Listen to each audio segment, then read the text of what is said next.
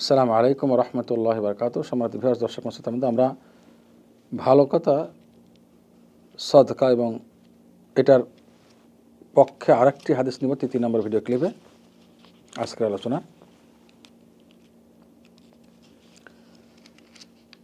সেটা হলো যে অনেক কথা, ভালো কথা এমন আছে যে মানুষকে এই ভালো কথা জাহান্নাম থেকে দূর করে দেয়, আল্লাহু আকবার, রক্ষা করে এই ভালো কথার দ্বারা।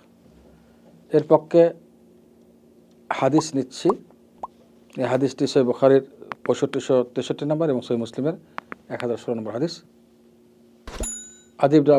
আদি ইবনে হাতিম রাদিয়াল্লাহু তাআলা আনহু থেকে বর্ণিত, মহানবী সাল্লাল্লাহু আলাইহি সাল্লাম বলেন যে রাসূলুল্লাহ সাল্লাল্লাহু আলাইহি সাল্লাম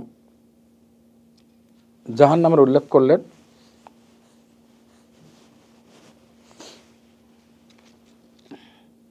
এবং মহানবী সাল্লাল্লাহু আলাইহি সাল্লাম আদেশ করলেন সেখান থেকে, জাহান্নাম থেকে রক্ষার জন্য, জাহান্নাম থেকে আল্লাহর কাছে পানা চাওয়ার জন্য আদেশ করলেন এবং তার চেহারা দিয়ে ইশারা করলেন। ঠিক না? অতঃপর মহানবী সাল্লাল্লাহু আলাইহি সাল্লাম জাহান্নামের উল্লেখ করে তার চেহারা দিয়ে ইশারা করলেন এবং বললেন যে জাহান্নাম থেকে কী করো? আল্লাহর কাছে আশ্রয় প্রার্থনা করো।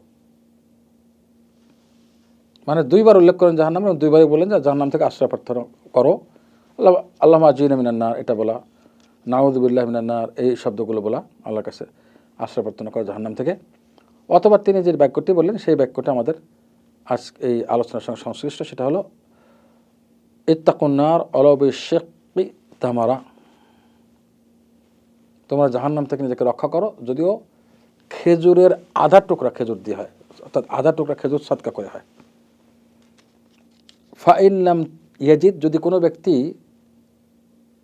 যদি এতটুকু না পায়, তার কাছে আধা এক টুকরার অর্ধেক খেজুরও নাই, তাহলে সে জাহান্নাম থেকে নিজেকে রক্ষা করবে কী দিয়ে? কী জিনিস সদকা করে? মহানবী সাল্লাল্লাহু আলাইহি ওয়াসাল্লাম বললেন ফাবি কালিমাতিন তাইয়্যিবা, সে ভালো কথা, নসিহতমূলক কথা, উপকারী কথা মানুষকে নসিহত করে বলে এই সৎকার মাধ্যমে জাহান্নাম থেকে নিজেকে রক্ষা করুক। আল্লাহু আকবার। তার মানে ভালো কথা তার সৎকা, এটা তার সুস্পষ্ট প্রমাণ।